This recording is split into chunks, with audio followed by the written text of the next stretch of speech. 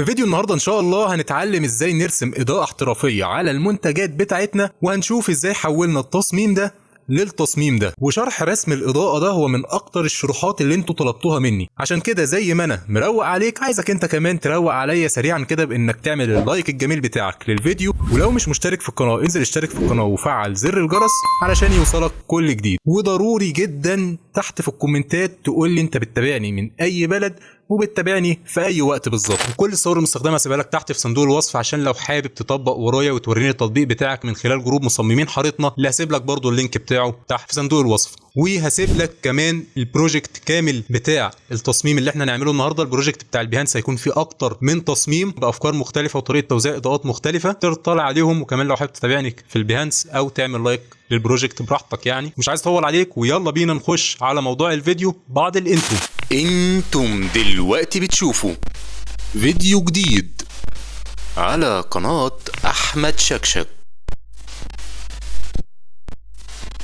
اول حاجه هنعملها اننا هناخد الصوره بتاعتنا دي وهنفتحها على الفوتوشوب بالشكل ده. ولكن خليني اقول لك سريعا كده انا جبت الصوره دي ازاي. بكل بساطه رحت على موقع فريبيك وكتبت كافيه في البحث، وفي الفلتر عملت AI image عشان يجيب لي صور معموله بالذكاء الاصطناعي، وفي اللايسنس خليتها فري علشان يجيب لي صور مش مدفوعه، صور مجانيه. ولقيت الصوره بتاعتي في الصفحه الثانيه هنا، دوست عليها وقمت عامل لها داونلود اوريجينال ايمج. دي بكل بساطه الطريقه اللي جبت بيها الصوره الرئيسيه بتاعتي، وخدتها على الفوتوشوب وهبدا اجيب اداه البوليجون لاسو تول واحدد كده اعمل سيلكشن على المج بتاعي.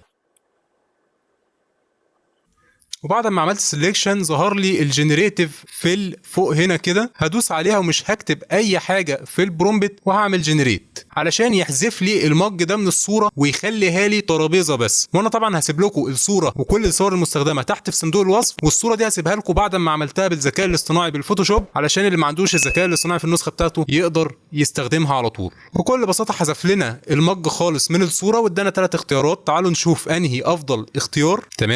تمام اعتقد ده ممتاز جدا. عامل سيلكت على الاتنين لاير كده واعمل كنترول اي علشان ادمجهم مع بعض بالشكل ده. بعد كده هروح افتح فايل ونيو علشان افتح تصميم جديد، واخلي مساحه التصميم 1500 بكسل عرض في 1500 بكسل طول، والريزوليوشن 150، ولو جهازك ضعيف شويه خليه 72 ويندوز كرييت. هاخد الصوره بتاعتي دي كنترول سي واحطها هنا كنترول في، واشيل الخلفيه اللي تحت اعمل لها ديليت، وادوس كنترول تي علشان يفتح لي الترانسفورم، وابدا اصغرها كده على قد مقاس التصميم واجيبها على الجنب كده شويه بالشكل ده، واقفل الصوره بقى معايا انا هنا مش محتاجها. بعد كده هبدا اروح اجيب المنتج بتاعي واشده على الفوتوشوب كده واصغره واحطه كده بطريقه عشوائيه جدا.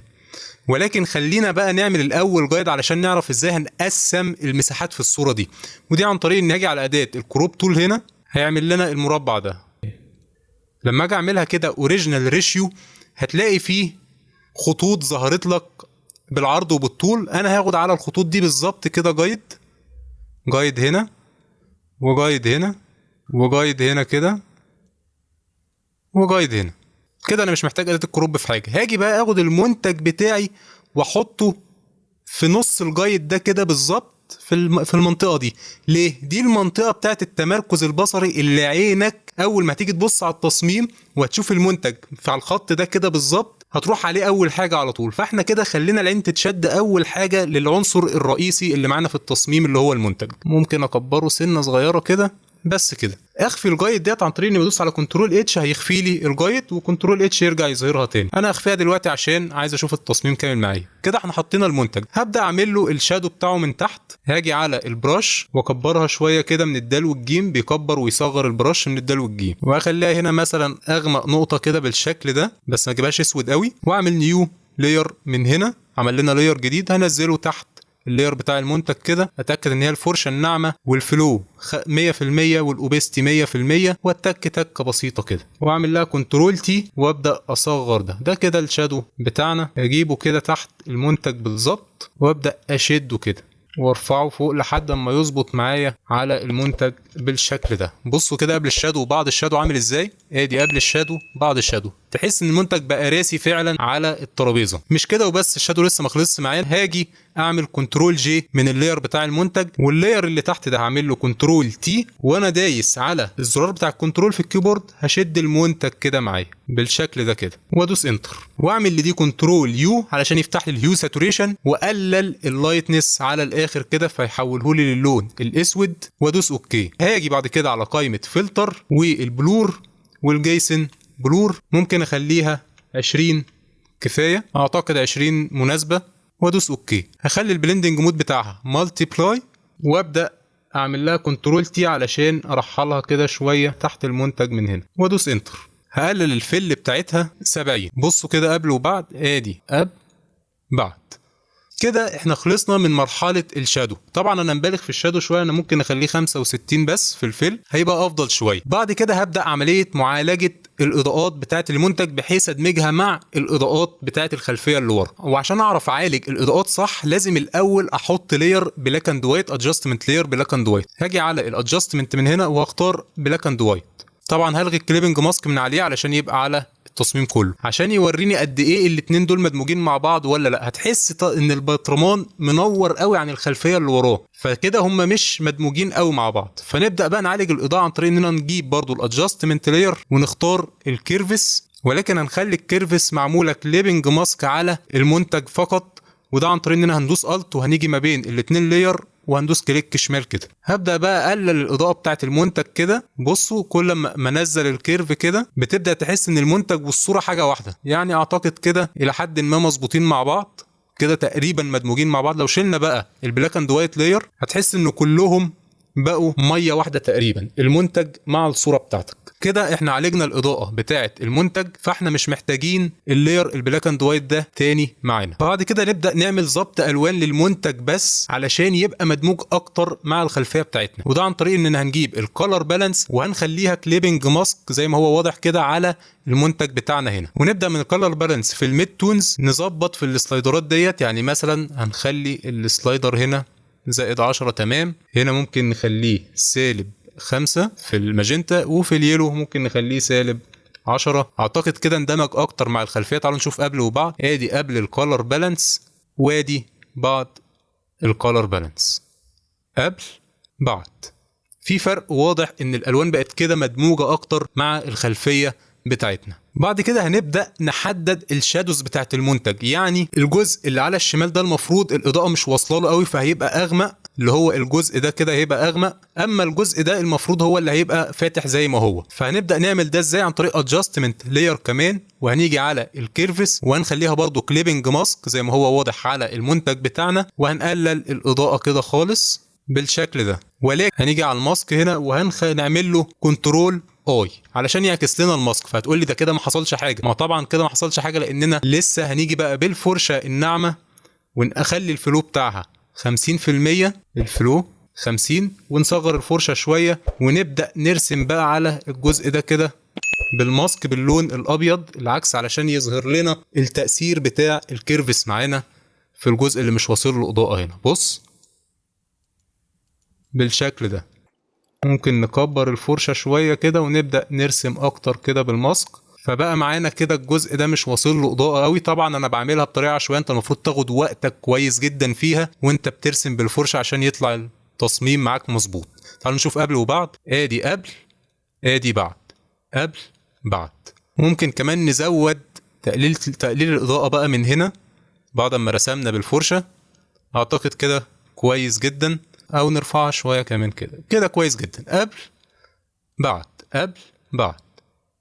بعد ما عملنا الشادوز بتاعتنا هنبدا نرسم بقى اضاءه على الجزء التاني اللي هنا ده. هنرسم عليه اضاءه بنفس لون الاضاءه بتاعت الشباك اللي هي مصفره شويه عشان تبقى كانها اضاءه شمس، وده عن طريق الادجستمنت لاير. برضو هنجيب الهيو والساتوريشن، هنخلي البرايتنس هنا مثلا 10 عشان تبقى افتح شويه، وهنخليها كلارايز علشان يدينا لون معين احنا عايزينه. ونبدا نعلي الساتوريشن برضو نخليه 50 مثلا عشان يبقى اللون واضح، ونبدا نحرك السلايدر بتاع الهيو كده لحد ما يجيب لنا اللون اللي احنا عايزينه اللي هو تقريبا اللون ده. وهنخلي البلندنج مود بتاعها سكرين بالشكل ده. وهنيجي على الماسك وهنعمل له كنترول اي علشان يعكسه، ونبدا نرسم على الماسك بالابيض بالراحة خالص بالفرشة الناعمة برضو. بصوا كده اهي، بصوا بدأ التصميم يتحول معاك في حتة تانية خالص، بدأت تحس فعلا ان هو مدموج اكتر مع الخلفية.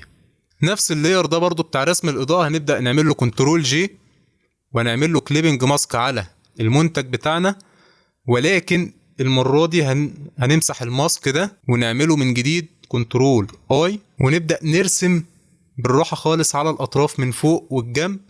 هنصغر الفرشة ونزوم كده ونبدأ نرسم بقى بالراحة خالص كده على الاطراف من هنا، عشان الاطراف من هنا لازم بيبقى وصل لها اضاءة. بالراحة خالص كده. طبعا هنا بعملها عشوائي وبسرعة، ولكن انت لازم تاخد وقتك فيها كويس جدا في رسم الاضاءات. كل ما خدت وقت اكبر فيها كل ما طلعت معاك مظبوطة اكتر. والاطراف من هنا صغر الفرشة اكتر، لان الطرف ده هيكون ملامسه اضاءة بسيطة من ورا بالشكل ده كده، لمسة كده، لمسة اضاءة خفيفة. طبعا هي انا مش عاملها مظبوطة قوي عشان وقت الفيديو، ولكن انت خد وقتك فيها كويس جدا. هي لمسة خفيفة كده من على الطرف من هنا، ولكن هتفرق معاك جدا. تعالوا كده نصغر، نظبط هنا شوية يعني تقريبا كده. ممكن نزود الفيزر بتاع الماسك في الإضاءة دي هنا كده. وتعالوا نشوف قبل وبعد، ادي قبل ادي بعد، قبل بعد، بقى كده مظبوط اكتر وواقعي اكتر معانا. بعد كده هنبدأ نعمل تعديل الوان تاني بالكولر بالانس، ويكون كليبنج ماسك برضو على المنتج، بس المرة دي هنعملها في الهايلايتس. مثلا هنخلي السيان -5، نقلله شوية، ونيجي على الشادوز برضو نبدأ نظبط فيها. يعني مثلا في الشادوز هنخليها 10، واليلو هنخليها -5. تعالوا كده نشوف بقى بعض ظبط الالوان معانا. ادي قبل ظبط الالوان تاني وبعد ظبط الالوان تاني. طبعا دمج لنا التصميم اكتر مع الخلفيه، وحسيته ان هو بقى 3 دي مظبوط اكتر. اخر خطوه معانا التصميم كده الوانه او اضاءته متعادله مع اضاءه الخلفيه، ولكن هو العنصر الرئيسي معانا عايزينه يبان شويه. هنا مش محتاجين واقعيه قوي، احنا كده يعتبر حكينا الواقعيه، ولكن احنا عايزين نظهره هو اكتر، يكون ملفت اكتر. فهنبدا نظبط اضاءته تاني عن طريق الكيرفس من الادجستمنت لاير، وعلي الاضاءه شويه بالشكل ده كده، حاجات بسيطه بحيث يبقى منور اكتر عن الخلفيه. وهو طبعا كليبنج ماسك لاير الكيرفس كليبنج ماسك زي ما اتفقنا على التصميم بتاعنا. تعالوا كده نشوف قبل وبعد، ادي قبل ادي بعد. كده بقى واضح اكتر عن الخلفيه عندنا. وبكده نبقى انتهينا من ظبط الالوان والاضاءات ودمجنا المنتج بتاعنا مع الخلفيه. هناخد ده كله بقى لحد الشادوز تحت كده، وكنترول جي عشان نحطهم جوه جروب، وهنسميه المنتج. عايزين بقى نبدأ ندي تون للخلفية والمنتج مع بعض، فده هيكون عن طريق adjustment layer، وهنعمل color lookup، ولكن مش هنخليه كليبنج ماسك، هنلغي الكليبنج ماسك خالص من هنا. فهيبقى كده التأثير متطبق على كل الليارات اللي معانا في التصميم. هنبدأ نخلي البلندنج مود بتاعه لومينيستي، وهنبدأ نخلي التأثير بتاعنا اللي هو الكاندل لايت ده. بصوا عمل لنا التأثير عامل ازاي، تأثير حلو جدا. هنخلي الفيل بتاعته مثلا 40% بالشكل ده. بصوا كده قبل وبعد، ادي قبل التأثير بعد التأثير، قبل التأثير بعد التأثير. دمج لنا التصميم اكتر مع الخلفية. تعالوا برضو ندي تأثير تاني كده من الكولر لوك اب، ولكن هنلغي برضو الكليبنج ماسك. هنسيب البلندنج مود بتاعه زي ما هو، وهنخلي الفيل 50، ونختار التأثير بتاع 35 تري بلوك عشان يدينا حمار شوية كده في التصميم ككل. بصوا قبل وبعد، ادي قبل التأثير بعد التأثير. الحاجات الزيادة اللي انا بعملها دي انت ممكن تعملها او ما تعملهاش. يعني انا كمان هقلل الفيل اخليه 30 بس بدل 50. انت لو حابب تعمل ده اعمله، مش حابب تمام. احنا يعتبر يعني دمجنا خلاص المنتج مع الخلفية، ولكن انا بقول لك على حاجات اضافية تفنش لك التصميم بشكل افضل. واخيرا نبدأ نعمل سيلكتيف كولر علشان نظبط الوان التصميم كلها مع بعضها. من خلال ادجستمنت لاير هختار سيلكتيف كولر، هلغي برضو الكليبنج ماسك، وابدا اظبط مثلا الريد ده اقلله كده شويه، ما خلوش فاقع قوي كده. اشوف الالوان اللي هي فاقعه قوي في التصميم وابدا اظبط فيها بحيث اعادلها مع بعضها. الماجنتا اعتقد مش محتاج. بصوا لما بلعب في السلايدر بتاع اليلو مثلا بيبدا يودي لي التصميم في حته تانية. البلاك ماشي، البلاك حلو اداني تأثير حلو. ممكن كمان اخد هنا، واليلو ابدأ كده اخليها مثلا 5. اعتقد وحشة، فعشان كده ارجعها تاني. السيانة العب فيها، العب كده واشوف بعيني بقى هل ده هيديني حاجة حلوة ولا مش محتاجه. اعتقد كده كويس جدا. تعالوا نشوف قبل وبعد السلكتيف كولر. ادي قبل السلكتيف كولر، بعد السلكتيف كولر بقى افضل. انا من وجهة نظر يعني شايفه بقى افضل. ممكن بعد كده هندوس الت كنترول شيفت اي عشان يدمج لنا كل الليارات اللي عملناها في لاير واحد فوق بدون ما يحذف الليارات اللي تحت اللي احنا اشتغلنا عليها. واللاير ده هنروح على الفلتر وكاميرا رو فلتر، ندي فينش كده اخير للتصميم ده. انت حابب تعمله ماشي، مش حابب براحتك. نبدأ بقى نظبط، نعلي الكونتراست شوية، وبما اننا علينا الكونتراست برضو نعلي الشادوز كده شوية. الهايلايت ممكن نقللها شوية. ممكن مثلا ندي شوية تكتشر كده بتدي ملمس حلو للشكل. الكلاريتي كمان بتدي ملمس كويس.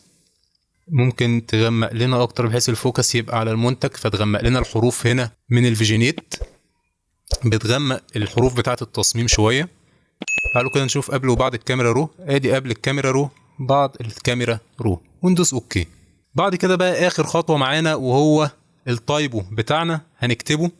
هنكتب كلمة مزاجك بفونت عارف رقعة. مزاجك خليها مثلا 72 كده. اسم الفونت معانا اهو هو عارف رقعة، فونت مشهور جدا عارف رقعة.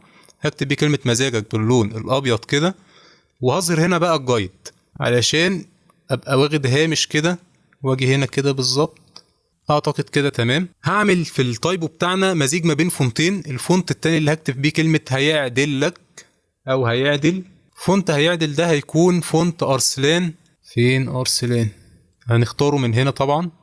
فونت ارسلان وسام بي، ده الفونت اللي هنكتب بيه كلمة هيعدل. وهنصغرها شوية عن كلمة مزاجك، هنخليها مثلا وليكن 30 كده، اعتقد هتكون كويسة. فهيبقى بالشكل ده. ممكن نكبرها شوية كده، فهيبقى بالشكل ده هيعدل مزاجك. طبعا انا نسيت احط اللوجو في التصميم، فعشان كده يبقى حطه انت في التصميم. وبكده تكون خلصت حلقتنا النهارده. لو عجبك الفيديو ما تنساش تعمل لايك ليه واشتراك في القناه وتفعل زر الجرس لو انت مش مشترك. وطبعا كومنت يكون فيه دعاء لاخواتنا واهلنا في غزه وفلسطين. وفي النهايه، وان اخطات فهو مني وان اصبت فمن الله. كان معاكم احمد شكشك، سلام.